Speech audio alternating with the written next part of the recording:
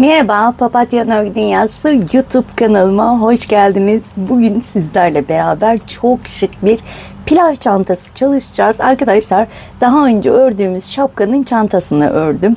Takım oldular yani inanılmaz güzel, inanılmaz kolay. Sadece bir günde bir çanta örebilirsiniz. Ben yine elimde olan şöyle çiçekleri buraya silikon tabancasıyla yapıştırdım. Kağıt iple ördüm. Çile halinde aldığım ipler kullandım. Elimde olan ipleri kullandım. Son ilmeğine kadar kullandım ve ipim bitti. Sanırım 300 gram yeterli olur ama net değilim. Çünkü elimdeki iplerin gramajını tam olarak bilmiyorum arkadaşlar. O yüzden net bir bilgi veremeyeceğim. Hemen tığ konusuna gelirsek 3 milimlik ya da 3,50 milimlik tığ rahatlıkla kullanabilirsiniz. Ya da elinize uygun herhangi bir tığ da kullanabilirsiniz. Çünkü biliyorsunuz ki hepimizin eli farklı. Evet arkadaşlar, hemen şöyle içinde göstermek istiyorum. Ben bir çıt ekledim. Hemen şöyle şuraya demir aparatlar oluyor cüzdanınızı sabitlemeniz için. Hemen ondan takabilirsiniz. Ben de yakında alıp takacağım. Böyle çıtlı çantalarda çok kullanışlı oluyor. Evet, hemen şöyle tekrardan göstermek istiyorum şu güzelliği ve isterseniz hemen başlayalım diyorum. Evet arkadaşlar, ben alt tabanımı önceden hazırladım. Ben şöyle kolay bir şey olsun diye sadece sık iğne ile bir taban ördüm. Hemen bunun ebatlarını vermek istiyorum size. Şöyle hemen bakıyorum. 32 santim. Eni ve boyu şu şekilde, pardon, boyu 32 santim, eni ise 6 santim arkadaşlar. Benim için yeterli. Eğer daha güzel bir taban yapmak isterseniz hemen bu videonun altına çok güzel bir taban videom var. Onu ekleyeceğim. Oradan bakarak daha güzel tabanlar yapabilirsiniz. O tabana da aynı şekilde modeli uygulayabilirsiniz. Ben hemen kısaca bu yaptığım tabanı size göstermek istiyorum. Bu tabanı ister daha büyük ister daha küçük tamamen kendiniz ayarlayabilirsiniz. 3 milimlik tığımı aldım. Normal zincir çekeceğim ve sadece git gel yöntemiyle trabzan yapacağım. Şöyle size 10 zincirde göstermek istiyorum. 1, 2, 3, 4, 5, 6, 7, 8, 9, 10. Bakın 10 tane zincirimi çektim. Bunda toplamda 57 zincir çektim. En son 58 bir tane de yana kaydırma zinciri olarak hemen önümdeki zincire batıyorum. Yani toplamda benim yaptığımda 57 tane sık iğne vardı. 58 zincir diyelim. 57 tane sık iğne olmuş oldu. Bu şekilde bakın tek tek batıyorum, sık iğne yapıyorum. Ben şöyle enine çalışmak istedim. Şöyle kısa kısa gitmesin de uzun bir şekilde ilerlemek istediğim için 6 santimden başlamadım da şöyle 30 santim bunu böyle zincirimi çekip ilerledim. Bakın bu şekilde tek tek battım, sık iğnemi yaptım. Daha sonra bir zincir çekiyorum, modeli çeviriyorum ve hemen dibine bakın. Batarak başlıyorum. Bu şekilde kaç sıra yaptınız derseniz 11 sıra ördüm arkadaşlar. Toplamda 11 sıra sık iğne yaptım. Bakın tek tek batıyorum ve sık iğnemi yapıyorum. Az önce dediğim gibi eğer size çok basit geliyorsa bu daha başka alt yöntemler bulabilirsiniz. Sadece size söylemem tek gereken bir şey var. Trabzan sayılarınız tek olması gerekli ki modelim tam manasıyla otursun. Yani 56 değil de 57. Hemen şu sıra 11, 10 değil 11 tek sıra olması gerekiyor ki modelim tam uysun. Bakın bir zincir çektim ve dibine batarak bu şekilde 11 sıra devam ettim arkadaşlar. Eminim ki anlaşıldı. Çok videonun uzamasını istemiyorum. Bu şekilde devam ettim. Hemen burada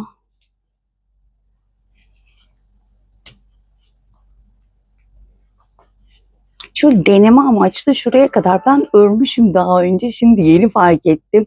Orayı bir sökeyim, öyle göstereyim size. Bu kağıt ipleri de örmek inanılmaz derecede, sökmek zor. Evet. Şöyle bir deneme amaçlı orayı örmüştüm. Bakın fazla zinciri de bıraktım. Onu da sizin önünüzde kesmek istiyorum. Eğer zinciriniz uzun gelirse bakın çok uçtan olmayacak şekilde kesiyorum. Daha sonra burayı söküp içeriden yürüteceğim. Şöyle. Evet. Bakın şöyle sıkılaştırdığımda burası katiyen sökülmeyecektir ve bunu içten yürüteceğim.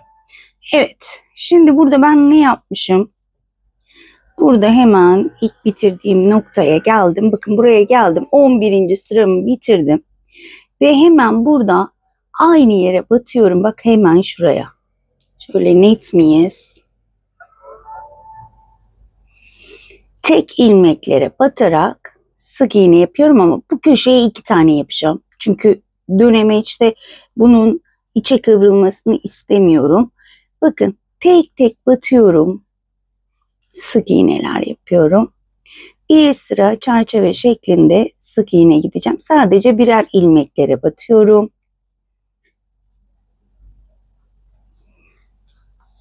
Bu şekilde devam ediyorum.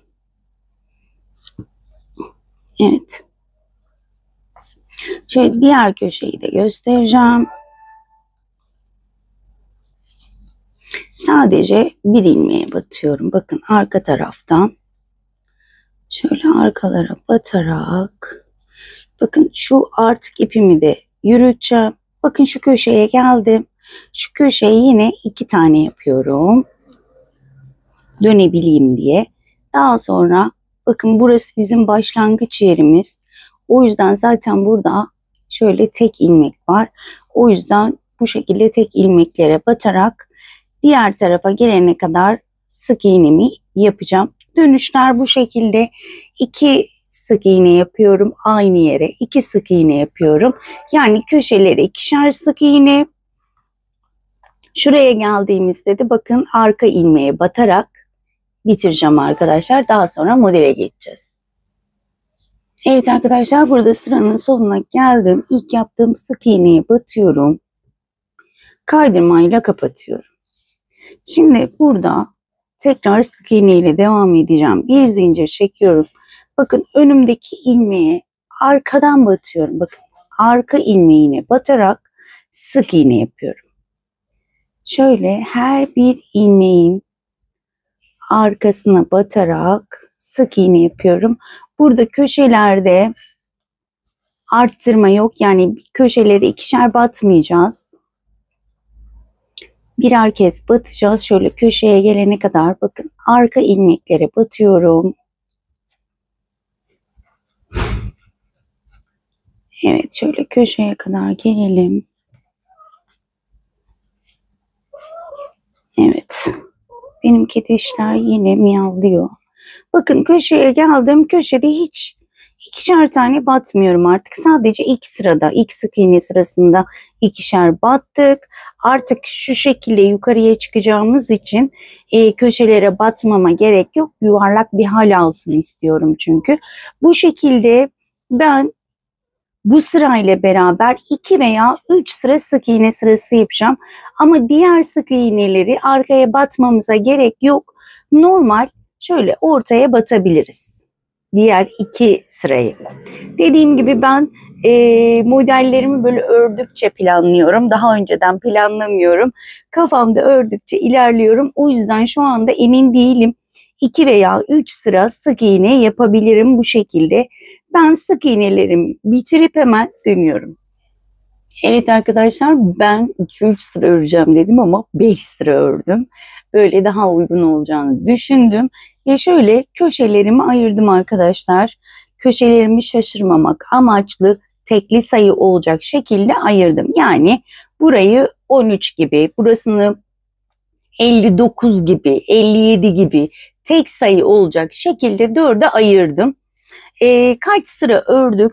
ilk sırayı saymıyorum arkadaşlar. Tabanın etrafını ördüğümüz, köşeleri 2 kez battığımız sırayı saymazsak 1, 2, 3, 4, 5 sıra ördüm. O sırayı da sayarsak 6 sıra örmüş olduk. Ve hemen modelime geçmek istiyorum. Bakın tam şöyle buradan başlıyorum. Şöyle buradan şunu öncelikle bir çıkarayım. Burada şaşırmak istemiyorum. Sadece bu sırada bunu yapacağız zaten. Diğer sıralarda şöyle tekrar sayalım. 1, 2, 3, 4, 5, 6, 7, 8, 9, 10, 11, 12, 13 buradayım yani. Hemen şöyle dibine batıyorum. Bir sık iğne yaptım. Burada 1, 2, 3 tane zincir çekiyorum. Tığın başında oluyorum. Hemen önümdeki sık iğneye değil, onun yanındakine batıyorum ve ikili trabzan yapıyorum. Bu şekilde bir kutucuk yapmış oldum. Arada bir zincirim var. Tığın başında doladım. Hemen önümdekine değil, yani bir tane sık iğne atlıyorum. İkinci sık iğne tepesine batıyorum ve ikili trabzan yapıyorum. Bir zincir, birinci değil ikinci sık iğne tepesine battım. İkili trabzan. Bir zincir, 1, 2, bu şekilde köşeye gelene kadar devam ediyorum kutucuklarımı yapmaya. 1, 2, bir zincir çektim. Tığın başını doladım. Bakın tam ayırdığım yere gelmiş oldum. Bu yüzden sürekli diyorum tek sayı olacak şekilde. Evet, bakın buraya batıyorum ve ikili trabzanı yapıyorum. Yani şöyle kenar bölümünü bitirmiş olduk. Şimdi ön tarafa geldik. Ön tarafa geldiğimde köşeyi oluşturabilmem için hemen bu trabzanın yanına bir trabzan daha yapacağım. Şu şekilde bakın. Hemen yanına battım. Daha sonra bir zincir çektim ve az önce yaptığım gibi birinci değil ikinciye batıyorum ve kutucuklarımı yapıyorum. Bir zincir, birinci değil ikinci sık iğne tepesine battım ve kutucuk yaptım. Eminim ki anlaşıldı. Sadece dönerken şu köşe kısımda, yani ayraçları koyduğum yerlere yapıyorum bakın bunu. Daha sonra ayraç takmaya gerek kalmıyor zaten. Bu ilk sırada ayraç takıyoruz. Bakın köşede yan yana 2 tane ikili trabzan yaptım. Burada da aynı yapacağım. 2 tane yan yana, 2 tane yan yana ve aynen şu şekilde buraya da 2 tane yan yana ikili trabzan. Diğerleri bir tane zincir, birinci değil ikinci trabzana ikili trabzan şeklinde ilerliyorum arkadaşlar. Evet arkadaşlar, sıramın sonuna gelmek üzereyim. Son kutucuğumu yapıyorum. Bakın diğer trabzanın hemen yanına denk geldik. Burada ikili trabzanımı yapıyorum. Bakın burada yine 2 trabzan yan yana olacak. Şöyle şuradan sayıyorum. 1, 2, üçüncüye şöyle kaydırmayla sıkıca sabitliyorum. Şöyle bir zincir çektim. Hemen şöyle göstermek istiyorum. Bakın. Şöyle kenarlarımızda hep 2 tane yan yana trabzanımız var. Diğer yanlarda da aynı şekilde. Denk gelebilmesi için ve köşelerimizi ayırabilmemiz için ve düzgün ilerleyebilmek için bu önemli. Şimdi bu sırada sadece sık iğne sıram var. Bakın tam ortadayım. Yani bir zincirlik bölümdeyim. Hemen bir zincirlik bölüme bir zincir çekiyorum ve sık iğne yapıyorum ve trabzan tepesine de aynı şekilde sık iğne yapıyorum. Bir boşluğa yapıyorum sık iğnemi, bir trabzana yapıyorum. Bu şekilde bakın. Bir boşluk, bir trabzan tepesi.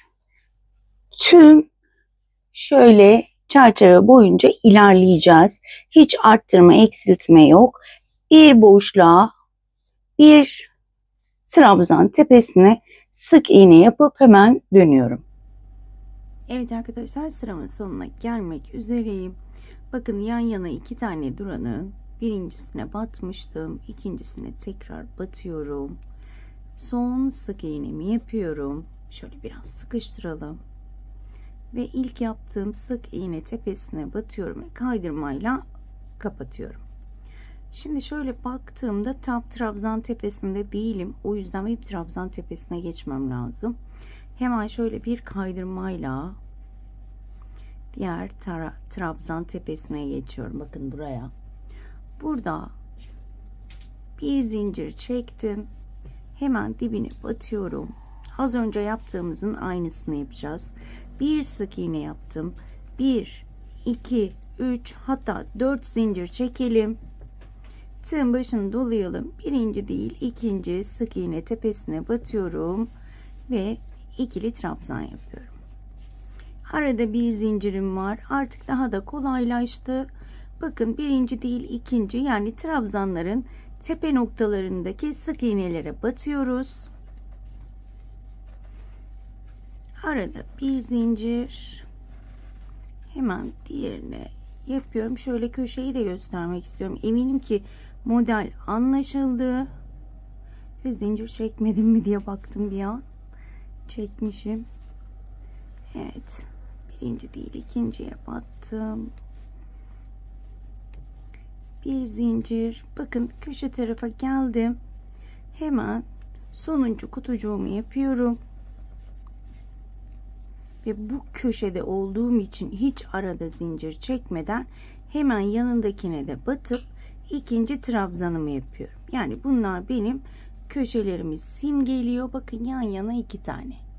Daha sonra yine kutucuklarımı yapmaya devam ediyorum.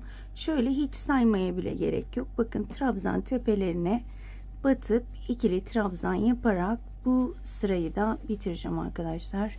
Bakın şu şekilde. Evet arkadaşlar, sıramın sonuna gelmek üzereyim. 2 tane yan yana trabzanımı yaptım. Bir zincir çektim. İlk çektiğim zincirden sayıyorum. 1, 2, üçüncüsüne battım. Kaydırmayla kapattım. Bir zincir çekiyorum ve şöyle göstermek istiyorum size modeli. Model bu şekilde ilerliyor. Gerçekten hem kolay hem de gerçekten bakar mısınız şık duran bir model. Burada ne yapıyoruz hemen? Bakın trabzan tepesindeyim. Bir zincirimi çekmiştim. Hemen dibine batıyorum. Bir sık iğne yapıyorum. Hemen bir zincirlik bölümü, bir sık iğne, bir trabzanın tepesine bir sık iğne şeklinde ilerliyorum. Kaç sıra yapacağımı bilmiyorum arkadaşlar. Şöyle göz kararı örüp tamam dediğim yerde tekrar gelip devam edeceğiz. Şöyle ben köşeye kadar gitmek istiyorum. Bu model gerçekten çok kolay, bir günde yapabiliriz diye düşünüyorum bu çantayı. Çabuk ilerliyor çünkü. Bakın köşedeyim. 2 tane trabzanımı görünce hemen 2 tane böyle yan yana batıyorum. Ve bu şekilde ilerliyoruz. Ortaya batıyorum. Trabzan tepesine batıyorum. Bu sıradan sonra yine az önce yaptığımızın tekrarını tekrar yapıp istediğimiz kadar uzatabiliriz. Ben de bunu istediğim kadar yükseltip hemen dönüyorum arkadaşlar. Evet arkadaşlar, ben yeterince ördüm. Toplamda 11 kafes sırası ördüm arkadaşlar. İpim şöyle şu kadar kaldı. Umarım istediğim modeli yeter diye düşünüyorum. Çünkü farklı bir model var aklımda. Şöyle, evet, bakın en son kutucuğumu, 11. kutucuğumu yaptım. Sık iğnemi yaptım. Bakın şöyle çevireceğim modeli.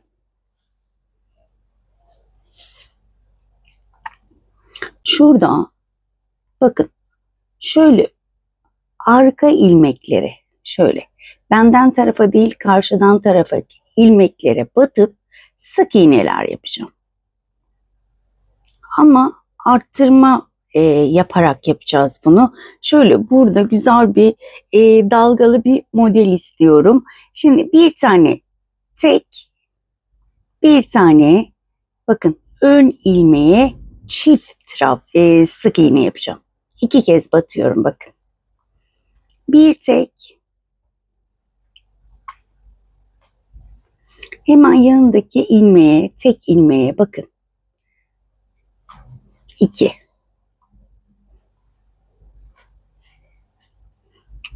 Bir tek, bir çift olarak devam edeceğim. Burada çok güzel bir dalgalanma olsun istiyorum. Umarım güzel olur.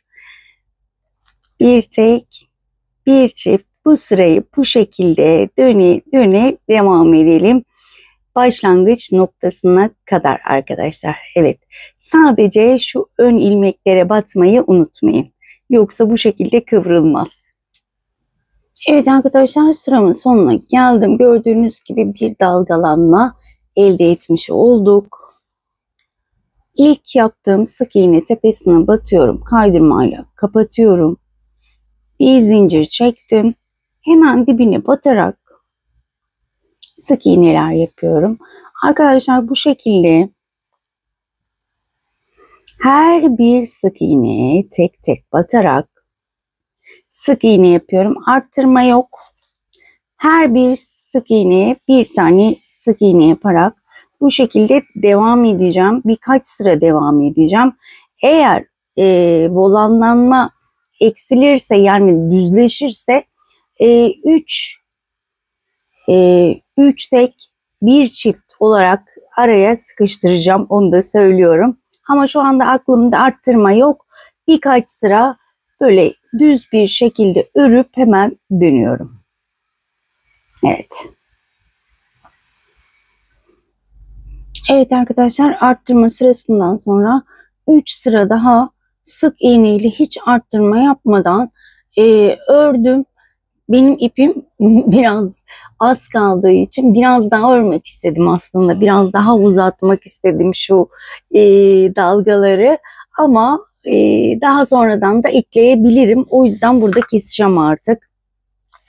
Eğer ipim kalırsa ya da daha sonra alırsam daha sonra yine birkaç sıra örmeyi düşünüyorum. Hemen şuradan makasımı alayım. Şöyle uzunca bir kestim ipimi. Hemen şunu alıp iğnemi geçireceğim. Ve burada şöyle çirkin bir görüntü olmasın diye şöyle hemen önündeki değil, onun yanındakine batıyorum. Şöyle, evet. Daha sonra buraya battım. Şöyle arkadan da yürüteceğim ki orada bir kötü görüntü olmasın.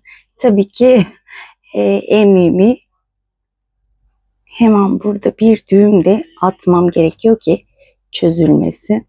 Daha sonra tekrar saklıyorum ve ipimi kesiyorum arkadaşlar. Burası bitti. Hemen üst bölüme doğru geçeceğim. Bakın üst bölümde yine çantamı bu şekilde çeviriyorum. İpimi aldım.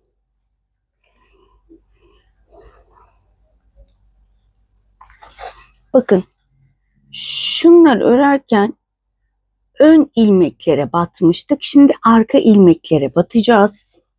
Arka ilmekleri boş bırakmıştık çünkü. Şöyle yan taraftan başlayalım. Bakın hemen şöyle göstermek istiyorum. Zaten ilmekler burada. Çift batanlar da burada, tek, hiç önemli değil onlar. Biz zaten diğerlerine çift battık. Bunlar tek tek duruyor. Hemen herhangi birine şöyle batıyorum. Bakın alttan artık ipimi de yürüteceğim. Bakın şuradaki tek ilmeklere batıyorum. Şöyle. Daha önce bıraktığımız tek ilmek bunlar. Buraya tek tek batarak sık iğnelerimi yapıyorum. Sıra sonuna kadar arttırma, eksiltme yok. Gördüğünüz tüm ilmeklere bakın, şöyle tek tek batıyorum ve sıra sonuna kadar devam ediyorum arkadaşlar. Evet, bu şekilde. Evet arkadaşlar, sıramın sonuna geldim.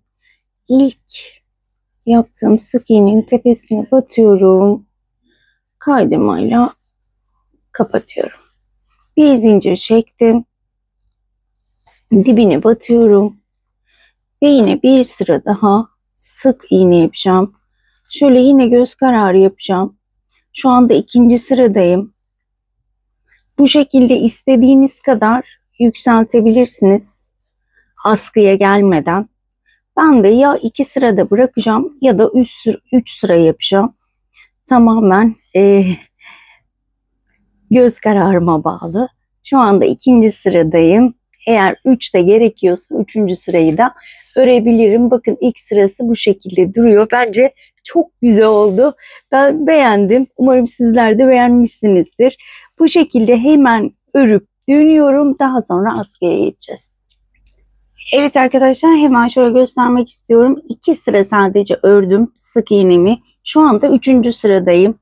Üçüncü sırada artık askımı ayarlayacağım. Hemen ayraçlarımı taktım. 6 tane kutucuk buradan, yani daha doğrusu trabzanları saydım. 1, 2, 3, 4, 5, 6. Buradan da zaten bakın kenar bölümlerimiz belli. Buradan sayıyorum.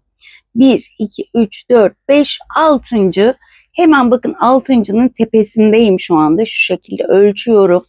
Hemen burada şöyle uzunca bir zincir çekeceğim. Askınızın uzunluğuna göre istediğiniz sayıda zincir çekebilirsiniz. Ben de şöyle göz kararı zincirimi çekip hemen dönüyorum. Evet arkadaşlar, ben toplamda 70 tane zincir çektim. Az önce dediğim gibi siz ne kadar uzunlukta yapmak isterseniz o şekilde yapabilirsiniz. Hemen şöyle şu hizaya bakıyorum. Hemen bakın buraya sık iğne ile sabitliyorum. Evet, şöyle uzunlukta çok kısa olmayan, çok da uzun olmayan bir askı yapmış oldum. Ve diğer tarafa kadar yine sık iğnelerime devam ediyorum. Yine tek tek. Bakın şöyle kafanızı karıştırmak istemiyorum. Şuradan başladım. Sık iğne ile devam ettim. Zincir çektim. Ayırdığım bölüme sık iğne ile zincirimi sabitledim ve döneceğim. Bakın burada da aynı şekilde 6 trabzan buraya, 6 trabzan buradan sayarak yine buraya da bir askı yapacağım. Daha sonra devam edeceğiz. Evet arkadaşlar, bakın ben iki tarafında askısını aynı şekilde ördüm ve sona geldim, sıramın sonuna. İlk yaptığım sık iğne tepesine batıyorum.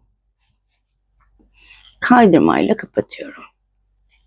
Bir zincir dibine battım ve askıya gelene kadar yine burada sık iğneler yapacağım. Askıyı da hemen birazdan göstereceğim. Şuraya kadar devam edelim. Evet arkadaşlar, hemen şöyle bakın sona geldim, zincir bölümüne geldim. Zincirin tam ortalarına batmayacağım. Bakın arkasını çeviriyorum. Arkasında zaten şöyle yatık yatık ilmekler var bakın. Şu yatık ilmeklere batarak sık iğneler yapacağım ki düzgün bir askı elde edelim. Bakın bu şekilde. Arkadaki şu yatık çizgilere şöyle bakın. Biraz elimde kremli zor batacağım ama bakın bu şekilde arka ilmeklere batarak şu düz çizgilere, gördüğünüz gibi biraz ben sık örmüşüm, şu anda da elimde krem olduğu için biraz zor batıyorum ama eminim sizler daha kolay batacaksınız. Bakın bu şekilde arka ilmeklere batarak sık iğne yapacağım. Gördüğünüz gibi daha düzgün bir görüntü oluyor. Bütün zinciri öreceğim. Yine sık iğne ile döneceğim. Ve yine zinciri arka ilmeklerine batarak bu sırayı da bu şekilde bitireceğim arkadaşlar. Evet arkadaşlar, hemen şöyle göstermek istiyorum. Bu tarafa aynı şekilde arkadan ilmek alarak sık iğnemi yaptım. Diğer tarafı da aynı şekilde ve tekrar döndüm ve ilk yaptığımız askıya tekrar geldim. Şimdi artık bundan sonrası kolay. Bundan sonrası bakın şöyle şuraya kadar geldim ama şuna batmayacağım ki şöyle dik dursun istiyorum. O yüzden bir tane atlayıp ikinciye batıyorum. Bakın böyle yapınca nasıl düzgün duruyor. Bu şekilde sık iğne tepelerine batarak devam edeceğim. İpim buraya kadar yetti. Bilmiyorum, belki 2-3 sıra daha örebilirim. Ama sizler kendi zevkinize göre istediğiniz sırada yapabilirsiniz. İstediğiniz kalınlıkta yapabilirsiniz arkadaşlar. Artık bu şekilde devam edeceğiz. İstediğiniz kadar sık iğnelerle bu askıların da üzerinden her bir sık iğne yaparak çantamızı bitireceğiz. Daha sonra ben normalde ütülemiyorum, kağıt ip de olsa. Karşıdan buhar tutup elimle düzeltiyorum arkadaşlar. Buna da bittikten sonra aynısını yapacağım. Bitişte yine şurada yaptığımız gibi iğneyle bitireceğim. Ve ütümü yapacağım. Süslemeleri bilmiyorum. Çantada pembe çiçek yapmıştık. Pardon, şapkada pembe çiçek yapmıştık. Bunu da yapmazsak olmaz. Çünkü takım olarak yapıyorum ben ikisini de. Buna da çiçeklerimi takacağım. Ve daha sonra kapanış için burada olacağım. Evet arkadaşlar, ben çantamı bitirdim ve hemen şöyle göstermek istiyorum. Çiçeklerimi ekledim. Çıt çıtımı taktım. Ve gerçekten çok güzel oldu. Ben çok severek ördüm. Umarım sizler de severek örer ve ister kullanır, isterseniz sevdiklerinize hediye edebilirsiniz. Eğer videomu beğendiyseniz beğeni butonuna tıklamayı ve görüşlerinizi yorumlarda belirtmeyi unutmayın diyorum. Ve bugünlük de bir videonun sonuna geldik. Diğer videoda görüşmek dileğiyle.